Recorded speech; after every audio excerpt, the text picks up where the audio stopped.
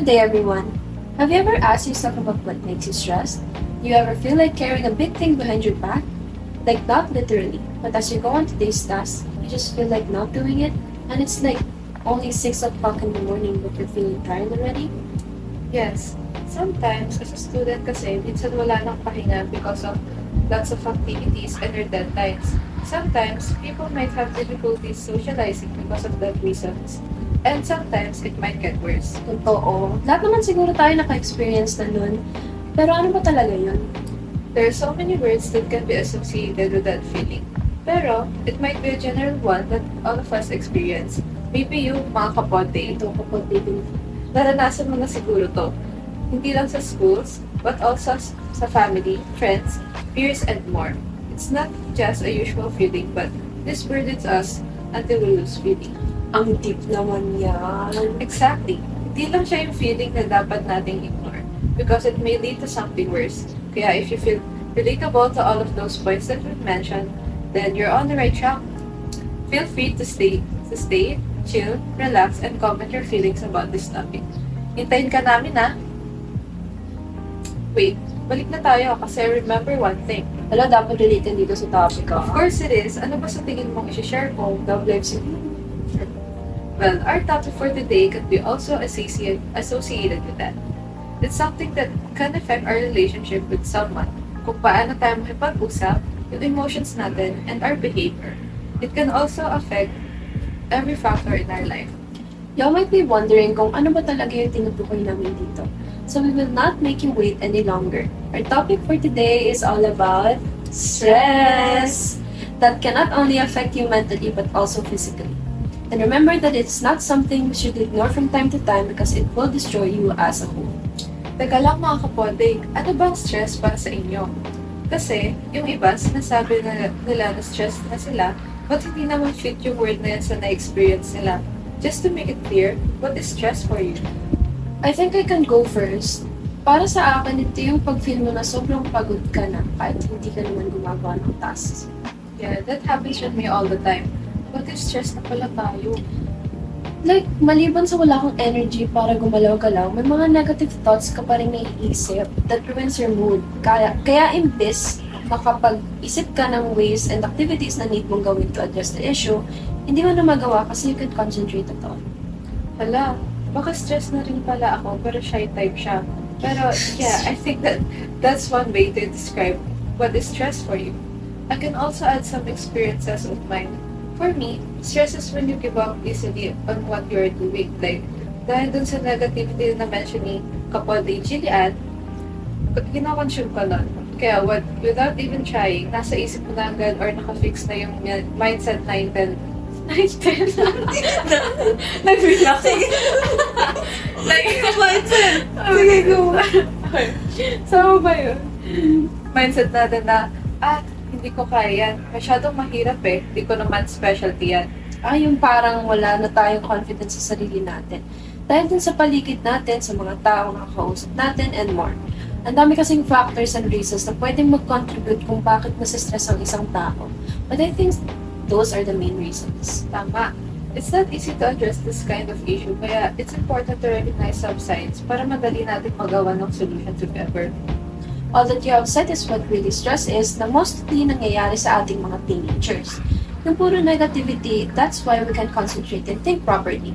But alam niyo ba na may dalawang types ng stress? The positive one and the negative one? Yes, for sure, meron rin tayong sarili-sariling experiences pagdating dyan. So, do you want to explain what is the positive one? Para sa mga viewers, sa mga kapod day natin, hindi po familiar sa types ng stress na ito. Yes, of course. Actually, it has a name. It is called eustress. And I think ito yung stress na gustong maramdaman ng lahat sa atin dito. Ito kasi yung mga bagay na na-stress kang gawin. Like yung process na hirap ka. Yeah, tulad ng pag nagre-review ka, di ba? Body. Indeed. Yun yung isa sa example. Kapag exam week, and of course, lahat ng students and teachers are preparing. So, syempre, as a student, to be able to pass that subject, you need to review. And ang nakakatawa lang dun, is there so many posts about this scenario when students tend to procrastinate. Hala, oo, alam ko yan, ginagawa ko yan. Di ba? And it's like, May stages from sasabihin mo later na lang kasi may time pa, hanggang sa nasa acceptance stage ka na lang. Wala, nagpaparinig ka ba? Medyo. Pero kahit na ganun, students still review kahit the last minute na lang. Tapos naka-perfect ka, no? Baka talaga ka-Paul Day Gillian. Sasabi nito. Ganyan na ganyan yan, guys. Na after ng sufferings mo, na-achieve mo naman yung one mong goal, and that stress na pinagdaanan mo, which is what we call eustress, na in the end, you're happy and satisfied with the results. True. Kung may stress ka rin naman pala, ba't hindi na lang yung maganda yung outcome, di ba? Kaya kayo dyang mga viewers natin, mga kapodday natin, always remember na kung may stress tayo, dapat yung worth it till the end. Wala siya, bago pa mapunta mo saan kung anong topic ito, mag-move on naman tayo sa negative stress. So, mayroon ba kayong masabi about dito? Positive na gusto namin, di ba? What if ikaw na rin mag-explain? Ako na naman. Anyway, sabi ko nga, so negative stress is commonly known as distress. Ito yung stress na kapag pinabayaan lang ay maaaring lumala. And you know naman na siguro kung anong next nun. So, here in our podcast, we will not leave you hanging. We will try to address all of the things that affect you mentally and emotionally when it comes to stress. You're right, kapodday. We will discuss different types and kinds of stress that you are probably experiencing right now. Yes, we will also share our experiences about the effects of stress, what can be a coping mechanism for that issue. And the warning signs so you can be alert and find the right solution when dealing with your stress. So buckle up your seats as we go deeper into our minds, feelings, and emotions. We promise that we will be by your side in this journey, kapodday. Hey there! Are you ready to kick off your day with a dose of positivity and knowledge? In this episode, we're diving into the fascinating realms of eustress and distress. Hello, and we are back again mga kapolday. Nakikinig pa ba kayo? Oh, I hope they are. Because for our next topic about stress is all about its causes. This is where we can distinguish kung saan nanggagaling o kung ano yung pinagmulan ng stress natin, whether ito ay eustress or the positive stress, and distress, which is the negative stress. That sounds so interesting. Kasi sa part na to, marami tayong masishare na based on our real experiences in life, especially now na we're about to go to the next level in our life. So, for sure, maraming students rin ang makaka-relate sa topic na to. Totoo yan. But before we dig into that topic, let's discuss first yung mga kinds ng stress na we experience throughout our life as individuals. Oh, hindi pa pala tapos yan? Akala ko positive and negative stress lang meron tayo dito. Oo, meron tayong specific na ginagamit to identify kung anong nararanasan natin. First on our list is the acute stress. Do you know about this kind of stress? I think so. Dahil super madalas natin ito naranasan as a student. Yung tipong we're prepared for quizzes and exams na later on, nawawala rin yung mabigat na feeling kasi natapos na natin. I'm right, di ba? Yes, galing. You're right. Dahil for a short explanation, it is a kind of stress that can disappear in a short period of time. You mean, kahit anong gawin natin, basta it makes us feel something that makes our mind busy, basta for a short time lang. Wait, tama ba sinabi ko? Yeah, medyo. Pero I think you got the point naman. An example of this is when you are doing a lot of schoolwork or a specific task that is given to you on time. Tas maybe this task might be quite difficult to do. So, ayun, dun nagsastart yung brain natin na mag-isip and ma-stress. Gets mo na ba? See. Yes! How about the chronic stress? Have you ever experienced it? I was supposed to say that, but since nasabi mo na, ikaw na rin mag-explain. Ay, sige. So, it is a long-term stress that is difficult to resolve and can lead to serious mental problems. Dito yung part na may negative stress na sa atin, yung mga bagay. Ay, sorry. Negative effects pa rin. Sige. So, it is a long-term stress that is difficult to resolve and can lead to serious mental problems. Dito yung part na may negative effects na sa atin yung mga bagay na ginagawa natin. Kasi unlike sa eustress na may positive outcome, here's a chronic stress, nasa boss level na tayo. Kung saan kapag hindi agad nabigyan ng solusyon, it can lead to worse scenarios such as alam niyo naman na yun. Opo, na-guess namin. And honestly, ang dami kong nakitang studies, articles, documentaries, and movies about a person who is suffering from stress, anxiety, and more. Tama ka dyan. And ang malala pa doon ay minsan nanggagaling pa sa loob ng pananaw natin yung nagtitigil sa stress nila. Parang ako yung naapektuhan once nakakita rin ako ng toxic na family na imbes na sila yung nagbibigay ng reason para lumalaban ka sa challenges in our life, sila pa yung nagiging dahilan kung bakit gusto mo nang sumuko. Masakit mang isipin, pero tama ka dyan, Kapolde Jillian. Dahil dito sa ating bansa, parang common na yung ganyang setup ng family kahit mayaman ka pa or mahirap. Kaya in the end, tayo pa rin talaga ang may kakayahang magdesisyon. Gusto ba nating sumuko o lumaban? Tama ka dyan, Kapote Ande. Kaya para mapagaan naman yung pakiramdam natin, punta naman tayo sa next na topic natin, which is ang episodic acute stress. Ay, alam ko yan. Ano yan? Yun ba yung nagpapakit na stress? Sige, wag na. Nakuha mo lang yung inis ko. Charot. But kidding aside, itong stress naman na ito, yung mga bagay na nagpapastress sa atin, and by the word episodic, parang nagbabalik-balik lang siya. Ay, wag na. Kung part na ng past, wag na natin balikan. Sa stress kasi, Ay, wala mali ba? sa topic. Sorry. As I was saying, it can be anything na ginagawa natin. Basta parang we're constantly thinking about that activity hanggang sa nagpapabalik-balik na siya sa isip natin. Ito ba yung pwedeng mawawala yung iniisip mong problema, tapos later on, maalala mo ulit? Tama. Yes, parang ganun siya. Basta pabalik-balik yung naiisip natin. I think tapos na naman na tayo with the different kinds of stress. So, let's move forward na. Now we were talking about the cause of stress, pagpatuloy na natin yung discussion natin kanina. So, Kapolde Jillian, ano sa tingin mo yung cause of stress mo? Feeling ko yung common sa ating mga students, especially ngayong gagraduate tayo, ilang months na lang. Ito yung we're choosing school for college and yung course na gusto natin. Napaka-common nga. Nasa sobrang common, problema ko yun ngayon. Kasi may mga students na hindi pa ready for that. Na minsan kahit anong galing mo sa previous school mo, wala pa rin. Kasi parang hindi mo pa alam kung yung passion and yung talent mo as an individual. Na instead of preparing, mas lalo tayong nagiging anxious. Because we still can't pick kung ano yung gusto natin ngayon. Hindi na natin maging independent.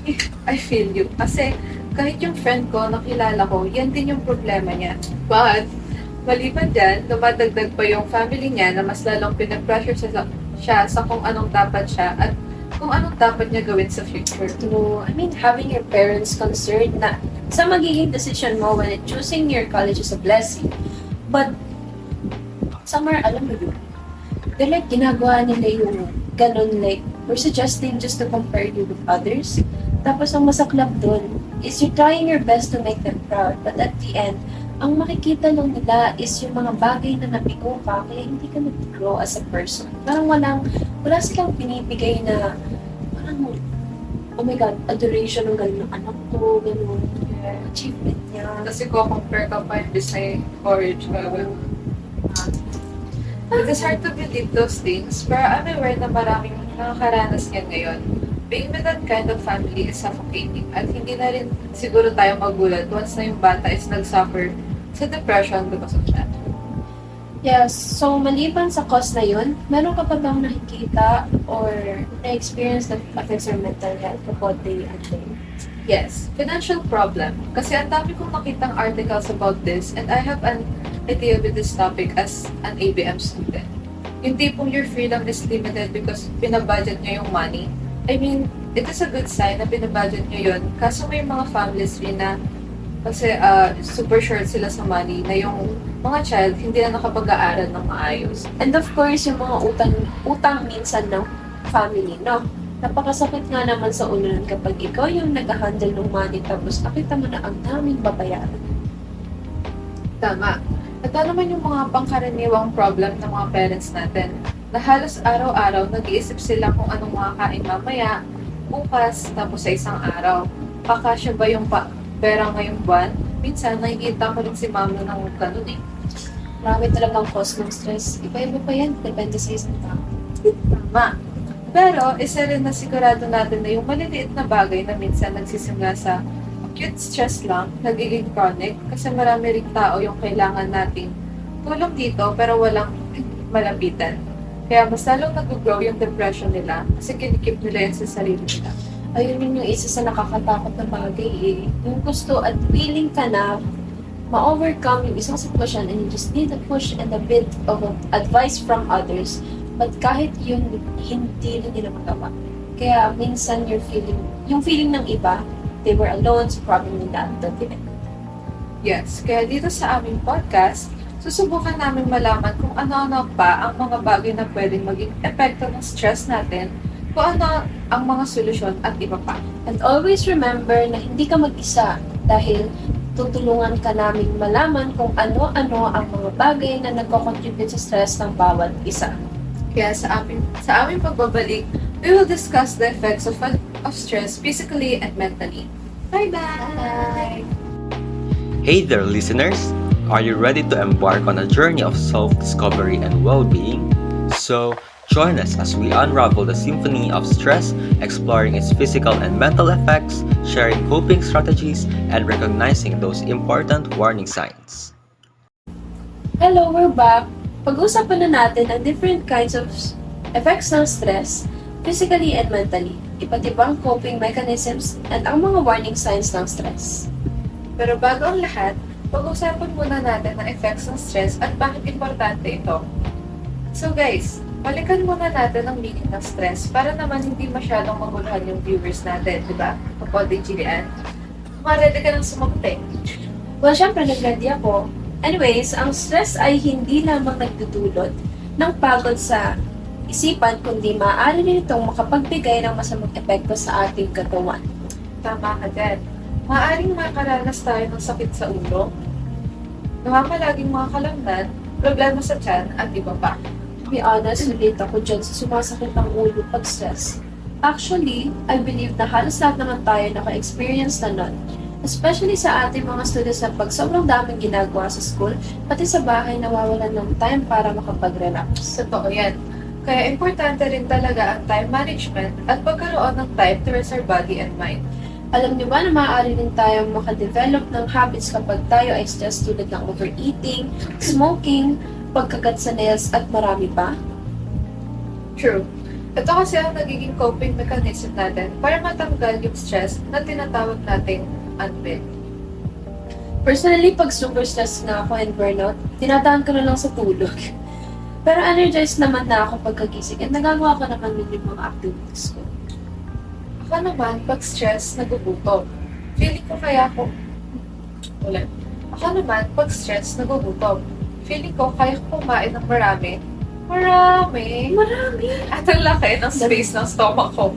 Ay, yung OA. Every time I'm stressed. Pero tulad mo, after nun, medyo nakaka-recover na din ako sa stress ko. Napakarami pala talagang effects ng stress na nangyayari sa isang tao, no? Hindi lang siya nakaka-apekto sa physical na kaanyuan, kundi pati sa mental na kaisipan natin. True lang. Sobrang daming epekto na kapag hinayaan lang natin, for sure, ang daming negative effects nito sa sarili natin. Kaya naman, ngayon ay pag-uusapan natin ang epekto ng stress sa ating mental health. Maraming aspeto sa mental health ang naapektuhan kapag tayo ay stressed. Dahil sa stress, maaari tayo makadevelop ng anxiety, depression, and iba pang mga mental health problem. Ang severe stress ay isang pangunahing dahilan sa pag-usbong ng iba't ibang mental disorder tulad ng schizophrenia o bipolar disorder. Maaari din tayong mahirapan makapag-focus sa mga bagay which leads us to having a hard time on our tasks, problems, and many more. Pag stress ka talaga, kahit gusto mong makafocus sa discussion, mahirap. Kasi ang dami mo nang iniisip tulad ng stressor mo at kung paano mo ba ito malulutas. Kaya dapat, tayo ay marunong din makiramdam. Kung nakakita na natin nahihirapan at pagod na yung tao, huwag na natin nagdagan. Intindihin muna natin sila kasi kailangan nila yon. At malay natin, kailangan lang pala nila ng taong makakausap nila upang mapagsabihan ng kanilang problem, di ba? If kaya din natin, magsabi tayo ng words to cheer them up or simple affirmations. Pwede rin ng simple gift kahit handmade lang kasi it's the thought that counts. Marami ng tao mas prefer pa yung handmade kaysa sa pagbili, di ba? Kasi they're not, true. it's not about the money. Hoy! Kapag hindi na talaga natin kaya, it's important to ask help from others. Okay. Kasi for me, kapag tayo ay may sapat na suporta, pahinga at mga mekanismo sa pag-handle ng stress, maaari nating mapanatili ang ating maayos na physical and mental health. Mas madali nating nagagawa yung mga bagay-bagay kapag may tulong yung iba, di ba? Masarap sa pakiramdam kapag may isang kaibigan tumutulong sa'yo sa mga problemang kinaharap natin sa buhay. Pero grabe ganun pala talaga ang epekto ng stress. Medyo nakakatakot ang mga yun. Parang may mga stages siya, simula sa attitudes or activities hanggang sa maging habit na ng isang tao yung ginagawa niya tapos hindi niya alam na magpapasama na pala yung sa kanya. Ngayong nalaman na natin ang iba't ibang epekto ng stress sa atin physically and mentally, pag-usapan naman natin ang iba't ibang coping mechanism for stress. Lahat tayo ay may iba't ibang coping mechanism pag stress. Tulad nito, ginagawa ko to. Pero bago ang lahat, ano nga ba ang coping mechanism at paano ito nakakatulong sa atin? Ang coping mechanism ay isang pamamaraan para harapin ang malagpasan ng isang individual ang kanyang mga stressor. Ito ay nakakatulong upang mapanatiling healthy sarili mentally at physically. Tama ka dyan, kapatid Andeng. Maraming healthy way para mag-cope sa stress. Ang pinaka-epektibong pag-cope sa stress ay ang paggawa ng mga activities na pasok sa ating interest at makapag-e-entertain sa atin. Ang pag-exercise, drawing, sayaw, sports at iba pa ay magandang halimbawa ng coping mechanism. Personally, pag stress ako at need ko na talaga mag-relax, naglalaro ako ng video games as a coping mechanism. Uy, ako rin. Sure ako marami rin sa inyo nakaka-relate din. Pag naglalaro kasi tayo, nag-distract tayo at nawawala yung problema natin sa ating stressor. May alam din akong isang epektong coping mechanism at ito ay meditation. Ang meditation ay nagbibigay daan sa pag-relax ng utak at katawan. Dito, natututunan ng isang tao na tanggalin ang kanyang sarili wala sa mga problema at stressors. O diba, ilang oras lang ang makukuha natin sa isang araw, ngunit ang laki ng benepisyo nito. Ang paminsan pag-meditate ay nagpapababa ng antas ng cortisol, isang hormone na kaugnay sa stress. Sa pagkakaroon ng mas mababang antas ng stress hormones, ito ay nakakatulong para sa isang individual na harapin ang mga challenging na sitwasyon. Tama ang iyong sinabi, Kapatid Jillian. At syempre, may sarili-sarili rin tayong paraan para ma-overcome yung mga stress natin. Sim, marahil sa mga kapatid natin, pagbibig at pagluluto ang kanilang ginagawa kapag stress, no? Sana all ganyan yung way to deal with their own stress. Ay, grabe ka naman. Hintay mo pa siyang ma-stress. O hindi as a friend, I'll listen to him or her once na niya ng friend kapag stressed na siya. Good friend kayo ako. Uy. So, ayun nga. Marami talagang ways para mag-deal sa sarili-sarili nating stress. Kaya, ikaw, Kapolde, huwag mo hahayaang i-consume ka ng negative thoughts. Dahil alam namin na kaya mo yan. You just need to take care of yourself and most importantly, know yourself. True. And once na ma-overcome mo yun, Take yourself. ay nauna na siya. Pero you're right. You're right, kapatid Ande. Reward yourself for doing a great job. Kasi sabi nga nila, there's always a rainbow after the rain, and that rainbow will serve as your reward for being brave through that experience. I think correct ka dyan, Kapatid Julian. So ngayon, dadako naman tayo sa warning signs ng stress. Dito malalaman natin na sign na pala ng stress yon pero hindi natin alam. Scary. Kapatid Julian, pwede mo bang ipaliwanag ang mga warning signs of stress? Oo naman, kapatid Ande. Malakas ka sa akin eh. Siyempre, magsisimula muna tayo sa physical symptoms. Isa sa mga warning signs nito is yung headaches. Kala mo simpleng sakit ng ulo, pero stress na pala yun. Ay naman. Pangalawa, ang muscle tension. Ito yung pagkasakit ng bandang likod, bandang batok, bandang braso, paa nang hindi mo alam kung saan galing o ano yung dahilan. Naku, isa rin yan. www. Ganun pala yun, Kapatid Julian. Punta naman tayo sa emotional changes. Isa sa warning signs nito ay ang pagbago-bago ng Una, masaya ka, tapos biglang lulungkot out of nowhere. Pwedeng dahil sa isang bagay, or kusa na lang talaga yung pag-shift ng emotions. Ay naman, Ay, mood swings pala yun. Nakala ko kasi tinutoyo lang ako. hala siya, ibang toyo na ata ang pinag-uusapan natin. Kaya bago pa tayo lumayo, sumunod ang pagiging irritable. Ito yung mabilis ka mairita kahit maliit na bagay, galit ka na agad. Wow, the design is very Ay, grabe siya. Sige, tawa ka lang, mamaya talaga. Anyway, sumunod naman ay anxiety. Ito malala ito, nakatakot. Kayo, naranasan nyo na ba to? Minsan lang, pero malawak yan at mahaba-habang pag-uusap yan. May ibang episode tayo na nakalaan para dyan. So, okay, balik na tayo dito. Proceed naman tayo sa behavioral changes. Ay, alam ko maraming makaka-relate ditong couple day natin. Ito yung pagbabago ng eating and sleeping habits. Dito, maaga kang matulog. Ngayon, stress ka, hindi na. Hirap ka na makatulog. At sa pagkain naman, minsan hindi ka na kumakain o sobra-sobra ka na kumain. Parang stress eater. Isa rin sa behavioral changes, yung mahilig ka na sa alcohol. Dati, guys, alcohol yung alak. Alak. Hindi daw yung ethyl. Dati na ayaw mo yan, pero ngayon,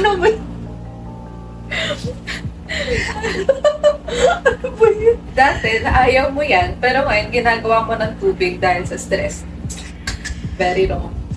Dito sa susunod na warning sign ay marami ring makakarelate at isa na ako dito, ang cognitive stress. Ito yung poor concentration, maraming tumatakbo sa isipan, pagiging makakalimutin, at marami pang iba.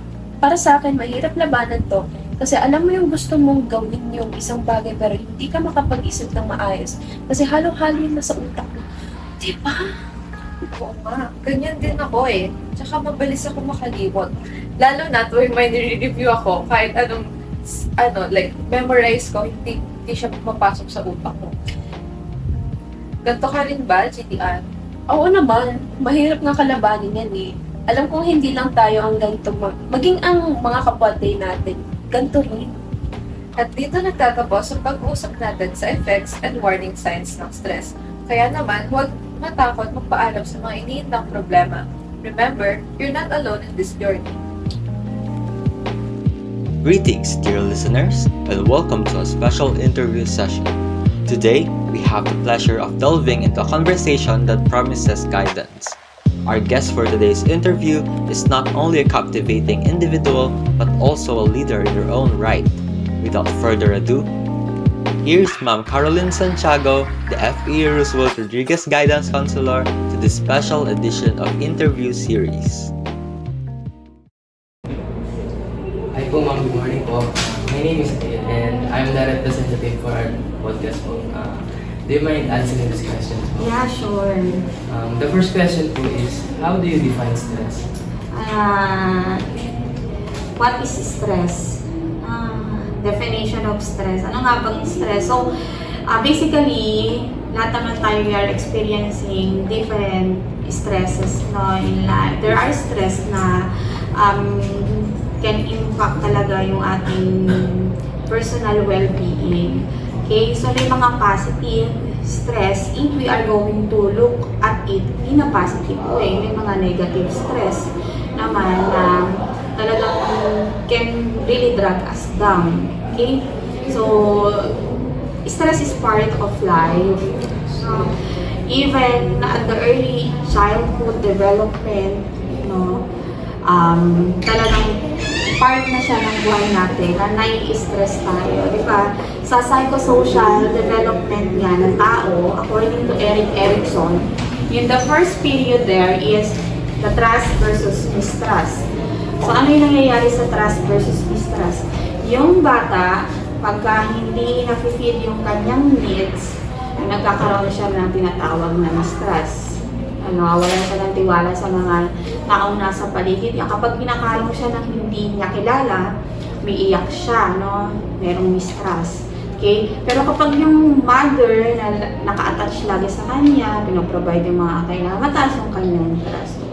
So, kapag may stress na kaagad. So, ibig sabihin, during early development, part na talaga ng stress sa buhay natin.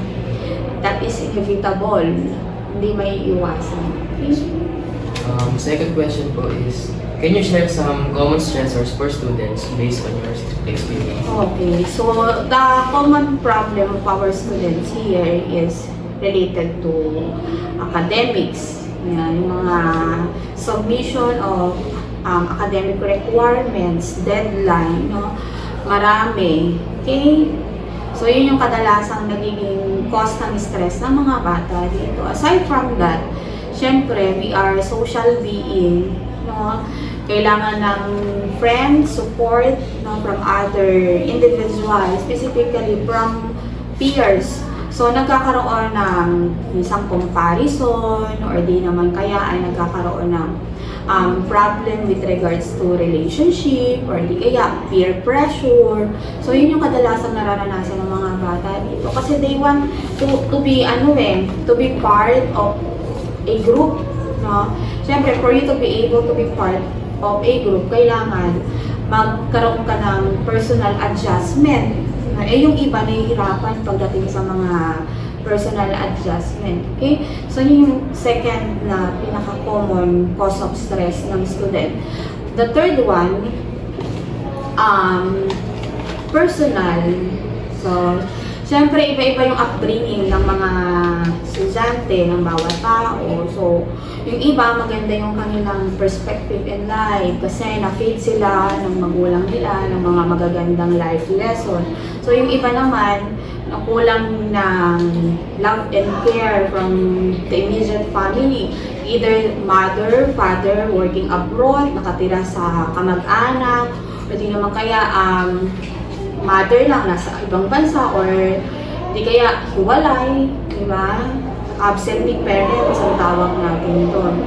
So kapag ganun yung background ng isang estudyante, nagkakaroon talaga siya ng personal problem. Marami siyang mga parang gustong gawin na hindi magawa, mga unfinished businesses. Okay, may mga hindi niya, may mga kumbaga gusto siyang ma-discover, hindi niya magawa. Ma'am, hindi po common po yun sa student na tingin niya. Oo. Mas maraming ganun sa niya. Alin doon? Sa tatlo, yung tatlong yan? Oo. Common yun sa mga estudyante natin. Thanks, ma'am. The third question po is, do students approach you for guidance when they are stressed?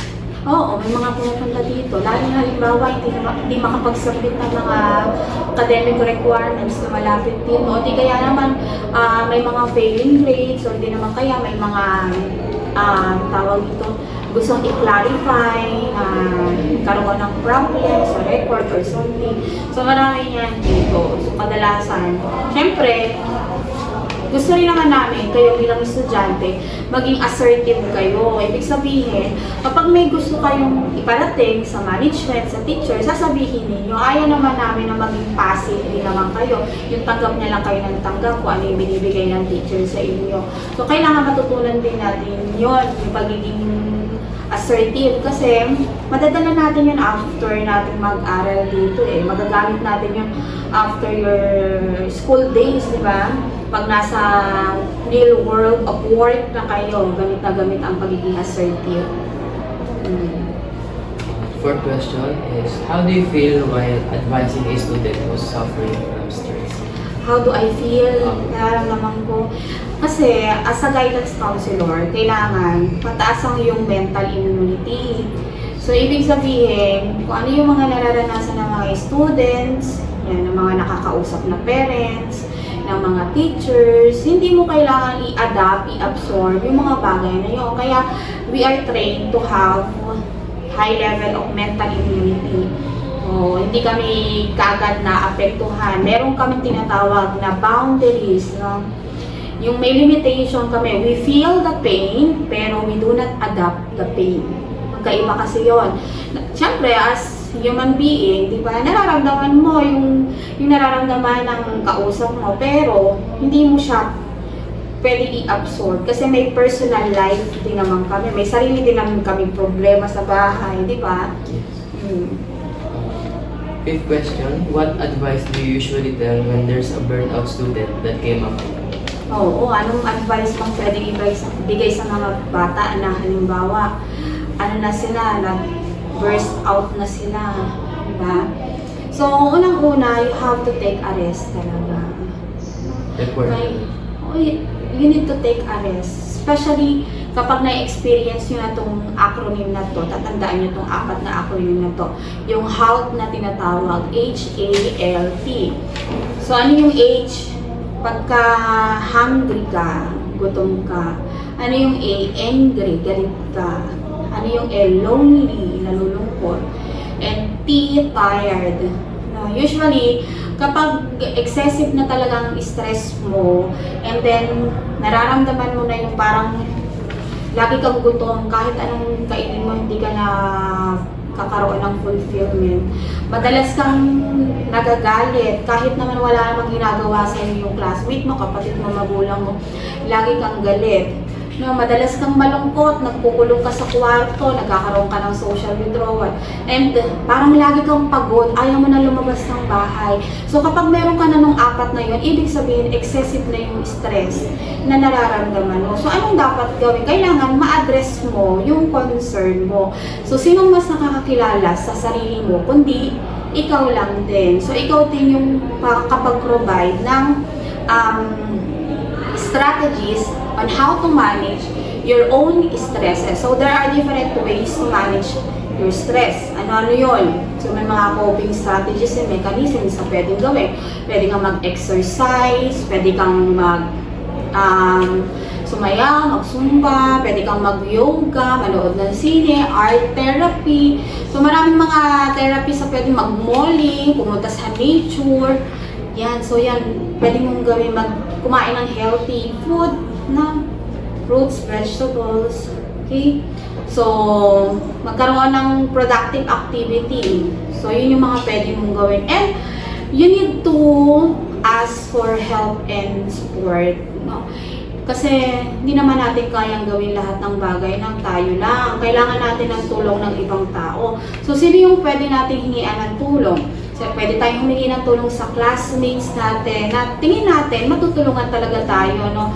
May maganda siyang perspective in life. Kasi minsan kapag nag-ask ka ng help sa tao na negative yung kanyang mindset, madadala ka lang. So, parehas lang kayong, di ba, mapupunta sa negative situation. Kaya kailangan, pipili ka ng kaibigan na merong magandang merong positive outlook in life. Yun. So, kanina pa tayo pwedeng humingi ng tulong? Sa magulang. Huwag kayong mahihiyang magsabi sa magulang ninyo. Importante na lahat ng nasa sa loob ninyo, sinasabi ninyo sa magulang ninyo. Kasi walang ibang tutulong sa inyo talaga until the end of your life, kundi ang yung family ninyo.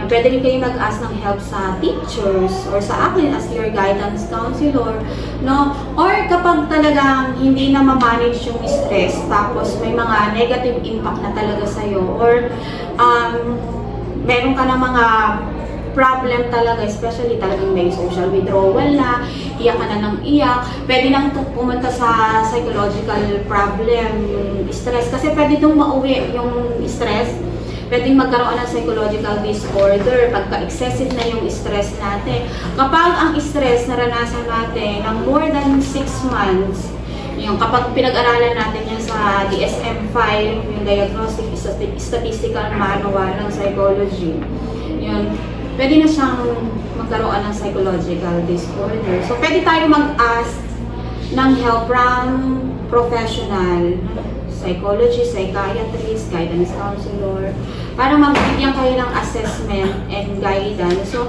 pwede kayong bigyan din ng medication. Usually, ang treatment for excessive stress na meron ng psychological disorder is magkakaroon ng pharmacotherapy na tinatawag. Ano yung pharmacotherapy?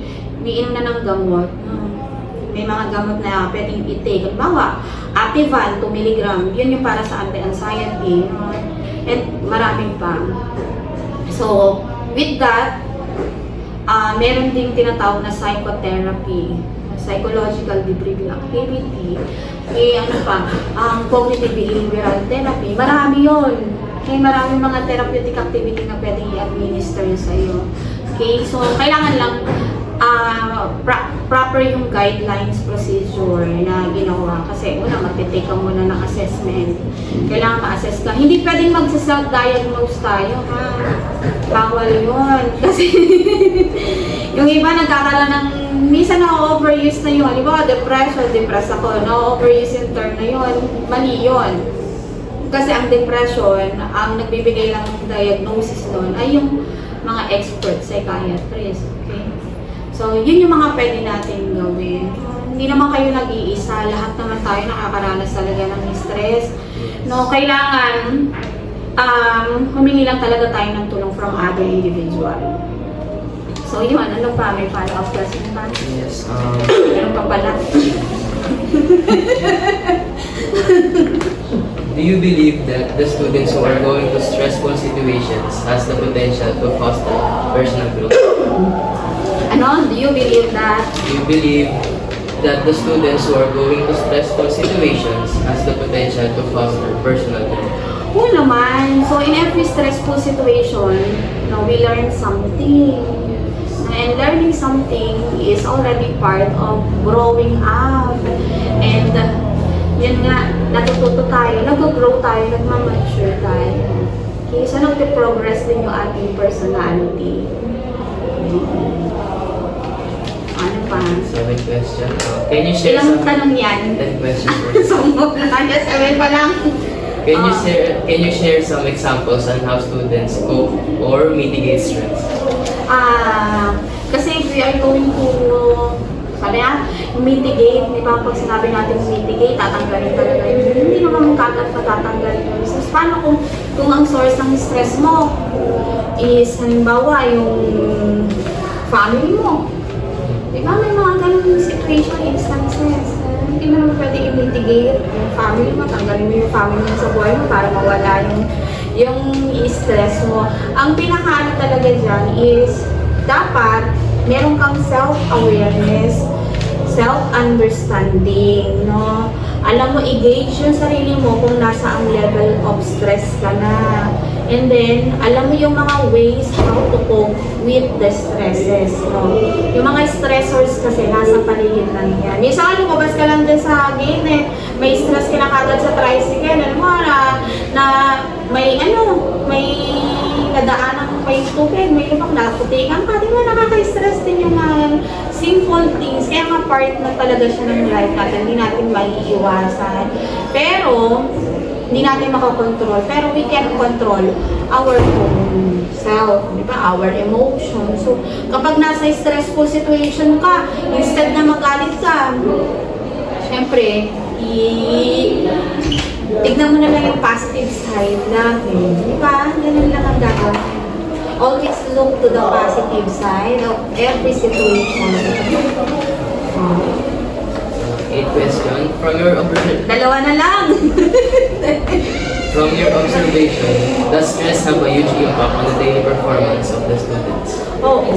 Talagang kahit naman tayo, kami as professionals, na malaking impact talaga kapag nasa stressful situation. Kasi nawawala yung focus, nawawala yung enthusiasm, nawawala yung eagerness. So marami siyang mga positive perspective outlook na pinapatay.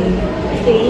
Halimbawa, na-stress ka sa trabaho, parang ayaw mo nang pumasok, na-stress ka sa school, ayaw mo nang mag-aral. Pero pag di ka nag-aral, ano naman mangyayari sa future mo? Diba? Walang mangyayari sa future mo. Kaya, dapat talaga nagbabasa kayo ng mga positive, books, para matutunan mo din yung sarili mo. May mga libro niya, nabibili online. Diba? Declutter your mind. Ano yung declutter your mind? Pag sinabing declutter, di ba? Magtanggal ng mga hindi na necessary sa, declutter sa bahay. Tatanggal ka ng mga hindi na kailangan sa bahay. May upuan na hindi naman ginagamit. Sila, natapin nila. So, sa mind natin, may tinatawag din na decluttering of mind. Tatanggalin mo yung mga nasa isip mo na wala namang maitutulong sa'yo. Halimbawa, iniisip mo lagi sa sarili mo na hindi ka maganda. Tanggalin mo yan. Oo, pwede makakatulong sa'yo, tanggalin mo yun. Iniisip mo na hindi ka magaling. Tanggalin mo yun sa isip mo. Palitan mo siya. Yung mga irrational thoughts natin, papalitan natin ng rational thoughts. Thank you. Can you explain the significance of the time management for students in dealing with stress? O yung time management, napaka-importante din yan, no? Para at least hindi kayo ma-stress sa pagpasa ng mga academic requirements ninyo. So dapat kasi, maayos yung paggamit nyo ng oras ninyo. So marami kasi mga estudyante ngayon, nauubos ang oras sa pag-Facebook, sa pag-TikTok, sa paglalaro ng Valorant, ng Call of Duty, ng ML. Diba? Tapos, nakakaligtaan na meron pala kailangan i-submit. So, ano nangyayari? Once na nag-cramming ka na, number one source of stress for the students is cramming. Once na nag-crams ka na, may stress ka na. And, ano siya, domino effect na siya. So, may mga other part na of your life na natatouch niya, nagagalit ka na. Ngayon, kung nagalit ka, may taong affected. So, pati yung social life mo, na-affecto mo na. So, may domino effect na tinatawag. So, yan. Kailangan na aralin nyo talagang maigi yung oras ninyo. Gawa kayong schedule. Monday, ano yung mga subjects ninyo? Ano yung kailangan ninyo i-accomplish? No, pagka Sabado, Linggo, ilalaan nyo naman yung para sa family mo. Kaya nga tayo, di ba, no, assignment policy na tayo. So, there are times na talagang kailangan yung gumawa ng assignment kasi hindi natapos dito sa school. Bakit hindi natapos? Baka nakapagkwentuhan sa classmates. Maraming mga dahilan. No? Pero may mga iba kasing tao na mabagal lang talagang gumawa. No? Kung halimbawa, kilala mo yung sarili mo na mabagal kang gumawa, you have to find ways talaga para maka-accomplish ka ng mga kailangan mo i-accomplish. So, yun. Okay? Is there anything else? Yes, last question po. Do you think there are healthy forms of stress? Meron namang positive stress din tayong tinatawag, di ba? Na yung mga stress in life that are challenging, yun through that stress, nag-i-improve yung ating buhay. Halimbawa, yan, nakaka-stress mag-aral, pero pagka natapos mo, magtatrabaho kayo, di ba? Makakahanap kayo ng magandang trabaho. Nakaka-stress magtrabaho, pero every 15 and 30, may sweldo kami. Nakakabili kami ng mga gusto namin. Nakakapag-Starbucks kami. So, ganon. Lagi nating i-take as constructive, okay, challenge yung mga nangyayari sa ating mga stressors natin. That's everything po. You answered all the question na po. Thank you po. Okay na. Hello, beautiful souls tuning in. Are you ready to create your own symphony of calmness and serenity? Today, we're bringing you a list of essential tips for stress management. Ngayon naman, pag-uusapan natin ng ilang mahalagang tips tungkol sa pag-manage ng stress. Gawin naman tayong lahat ng marami din sa atin nakakaranas ng stress. Ang numero 1 nakakaranas nito ay ang mga estudyante dahil sa dami nilang gawain sa paaralan at tumagdag pa ang kanilang gawain sa kanya nilang bahay. Kaya nandito kami upang bigyan kayo ng tips kung paano ito kakaharapin. Tama. Una, mahalaga ang pagbibigay ng oras sa ating mga sarili. Dapat nagbibigay tayo kahit konting oras para sa ating mga sarili. Napakahalaga na magkaroon tayo ng me time. Dahil dito, maaari natin gawin yung mga bagay na gusto natin at habang ginagawa natin yon, maaari nating makalimutan temporarily yung mga problems natin in life, di ba? Same. Sa pagkakaroon rin ng oras sa sarili, nalalaman natin kung ano yung mga bagay na nagpapasaya sa atin at mga bagay na nakapagpadagdag sa stress natin. Ako ulit. Sige, ikaw na. Go mo na. For me, ang isang tip na may bibigay ko ay ang pag-aayos natin sa ating lifestyle. Sapat na tulog, tamang pagkain, at regular na exercise. Dahil kung maayos ito, makakatulong ito upang malagpasan mo ang mga pagsubok na darating sa iyo, kapatid. At ikaw ay may lakas upang malagpasan ito. Tama. Isa pa, huwag natin kalimutan ang pagbibigay pansin sa ating mga sariling emosyon. Huwag natin i-invalidate ang ating mga nararamdaman dahil your feelings are always valid. Tama ka dyan, kapatid Andeng. Dapat we are confident to ourselves kahit yung pag-alam lang na nasasaktan tayo or natutuwa. Dapat hindi natin dinedenay yung ganong mga bagay. Kasi kung i-deny lang natin sa huli, parang tayo pa rin yung talo, di ba? True lang. Kasi parang sila na yung may kasalanan kung bakit mo yung nararamdaman. Pero sasabihin lang nila na, okay ka lang? Hala, si ate, gising. Walang ganun sa dictionary namin. We should be strong enough to determine whether we're alright on that thing or not. Always remember that. Ano, sige, kid. Ay, sorry. Di pa naman for now. Dagdag ko pa ay huwag masyado mag-set ng matataas na expectations sa ating sarili. Wala. Dapat dito lang yung expectations natin kasi tayo rin yung mahihirapan dyan. Paano yung expectation? Sige. Paano yung expectation? Ito expectation. Hindi, paano di ba ganito? Ganun. Ganito. Kasi yung iba kasi na sila dapat Nabagal. Shy lang. Low-key. Sa kadahilan ng nakararanas tayo ng stress sa tuwing tayo ay sobrang mag-set ng mataas na expectations and standards sa ating sarili. Tapos hindi naman natin ito mag-meet. Ito pa nga ang tips na may bibigay ko. Ay, meron pa ba? Siyempre. Ayun pa tayo tapos. Hanggang sa may mga tips tayo may isip para sa ating mga kapodi, ibibigay natin yan. So, ayun na nga, tanggapin natin ang mga bagay na hindi naman natin kayang kontrolin. Dahil kung ipinilit natin, ay magbubunga ito ng stress sa atin. At ito ang mahalaga sa lahat. At yun, Ang huwag tayong matakot o atubling humingi ng tulong sa iba. Meron tayong mga kaibigan at pamilya na willing makinig at tumulong sa atin upang malagpasan ito. Di tayo nag-iisa. Huwag niyong isipin na kapag humingi kayo ng tulong, mahina na kayo. Hindi ganun. see. Kaya mga kapodi, ang stress ay hindi na nawawala sa atin dahil ito ay parte na ng ating buhay. Pero may mga paraan upang ito ay ating malagpasan. Huwag nating isipin ang lubusan ng mga bagay-bagay dahil ito rin ang cause ng stress. Ano man ang pagsubok na dumating sa atin ay lagi nating isipin na makakaya natin o malalampasan natin ito.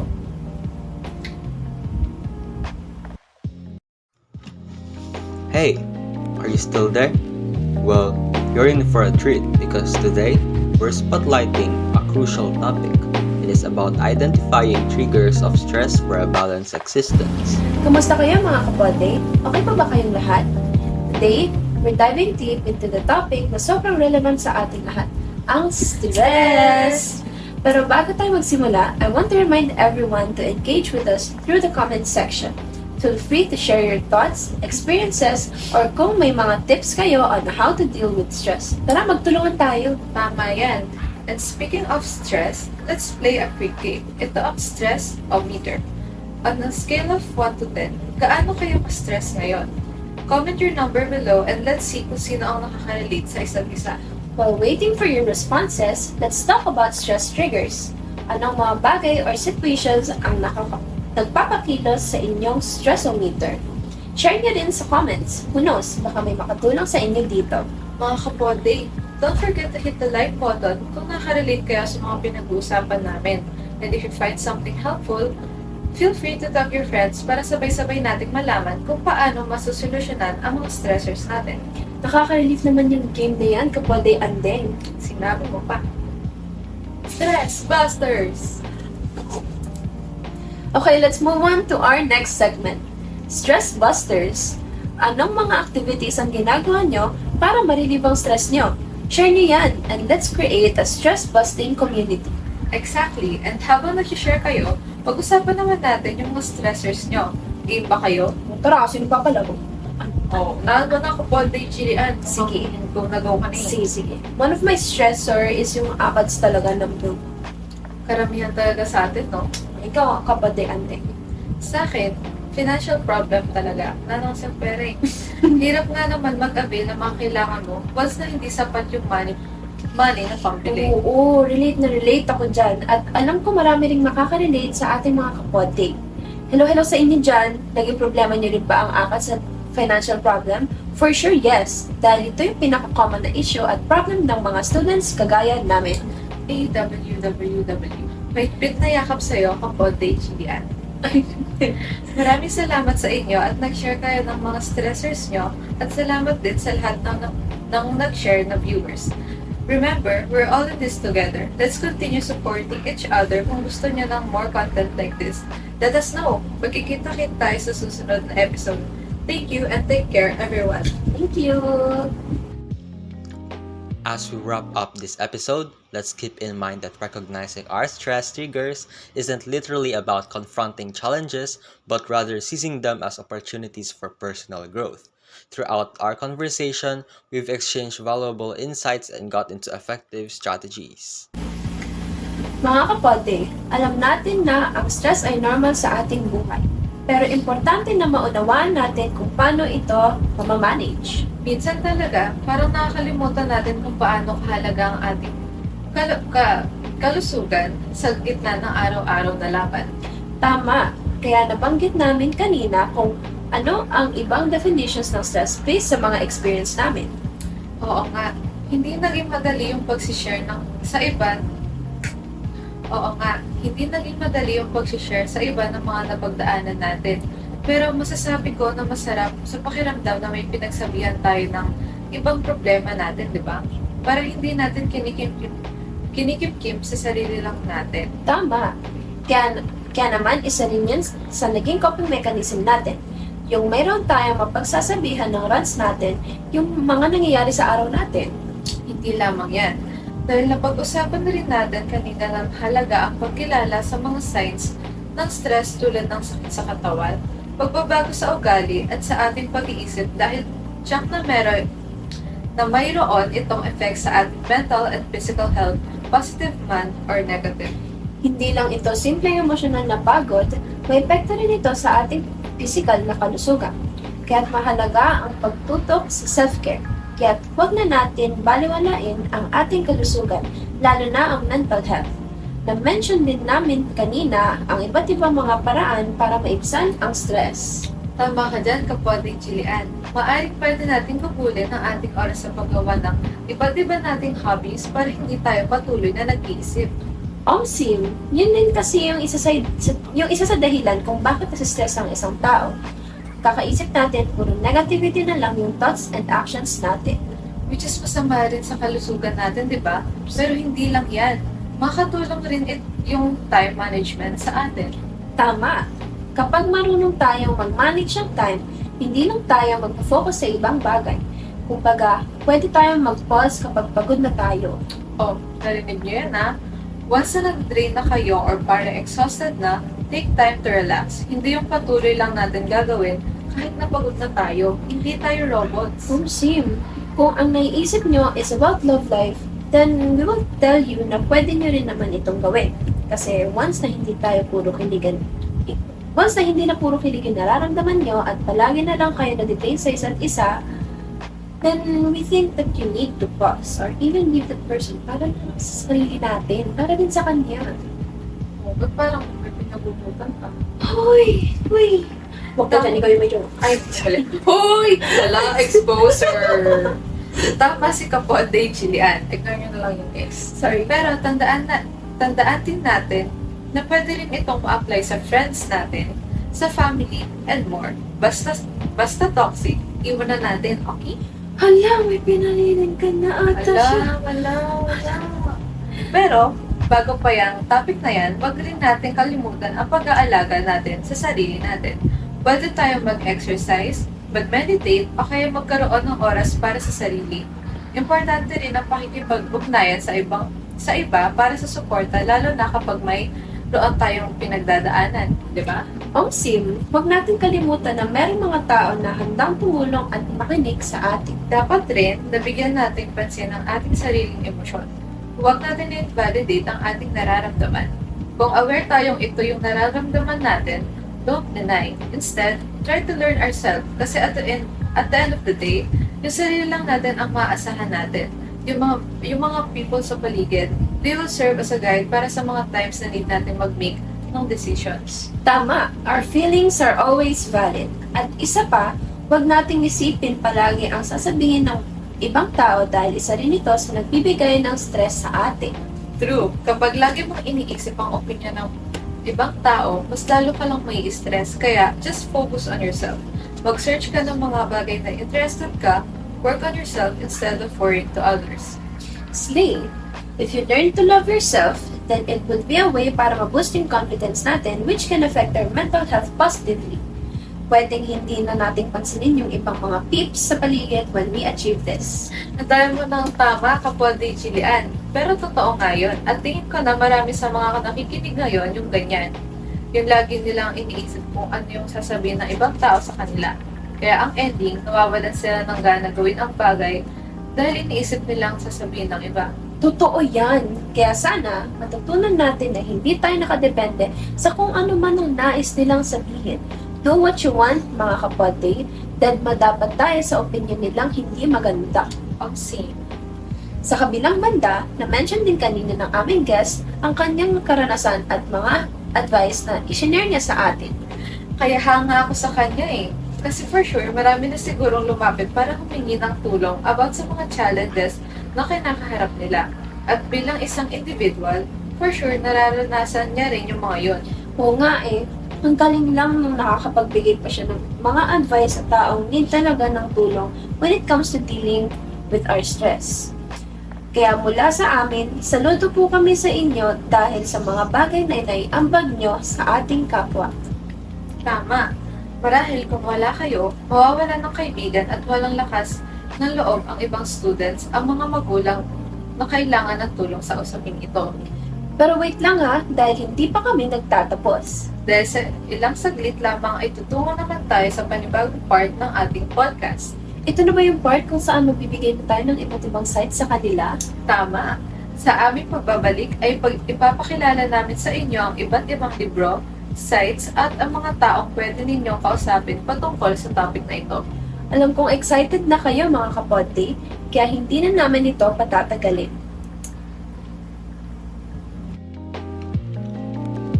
Greetings, listeners!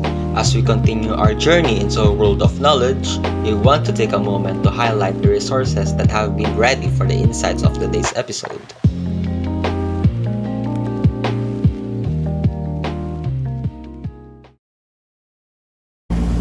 So ayan na nga mga kapodde, nagbabalik na kami. Tama, at sa part na ito, ibabahagi namin sa inyo ang iba't ibang sites and informations na kakatulong sa inyo. Diba, Kapodde Jillian? Siyempre, matapos yung discussion natin about sa stress at ibang mga kadahilanan, kaya natitrigger ito, paniguradong ang iba sa inyo ay naging interesado na sa topic na to. Agree. Pero gaya nga ng sabi ko, sa parting ito, maglalaan kami ng iba't ibang informations kung sakaling gusto nyo pang malaman kung ano ang kahulugan ng stress sa iba't ibang tao. There are many healthy ways to cope with stress. Take care of yourself by eating healthy foods, getting enough sleep, and doing exercise. Talking with friends can relieve stress. Doing fun activities like drawing, playing sports, and making digital figures. It can also relieve your stress by watching your favorite movies. And ito rin. Anyway guys, may kita nyo sa screen at sa comment section ang mga link at numbers na kailangan nyong gamitin kapag kayo ay interesado sa topic na ito. Ito guys, screen nyo. Dahil mahal namin kayo, pinili namin ang mga informations na makakatulong na maintindihan nyo kung ano pa ba ang iba't ibang konseptong napapaloob sa ating physical and mental health. Don't worry, dahil pagkatapos ng ating episode for today, sisiguraduhin ng aming media team na matutulungan nila kayo sa mga katanungang nais ninyong itanong mula sa amin. Tama! Huwag muna kayong aalis mga kapolte ha. Kami magbabalik.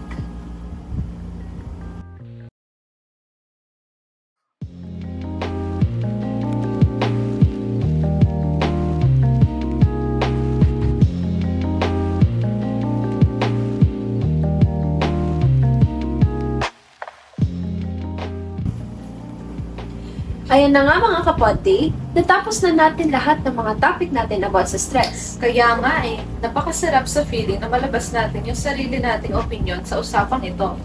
Hindi lang yan, kasama rin natin ang mga kapodde natin habang tayo ay nag-uusap patungkol dito.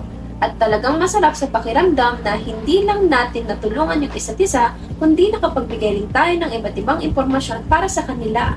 Tama ka dyan, kapatid Jillian. Naway natulungan namin kayo dahil alam namin nakarelate kayo sa topic na ito.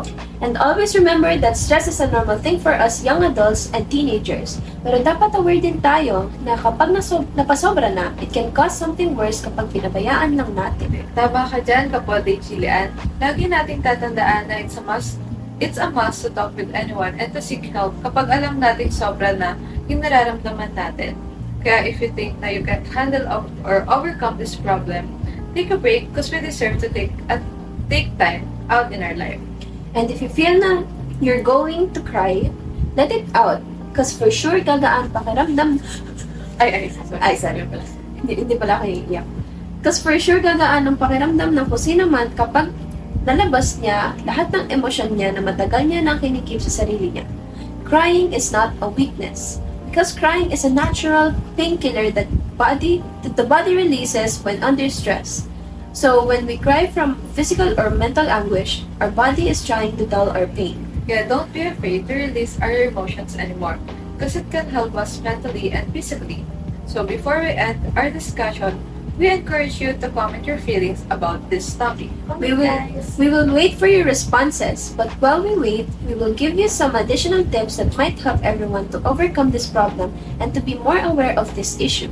Tama, kaya wag muna kayo aalis. Make sure that you won't be missing those tips. We will see you guys in the comment section. Bye-bye!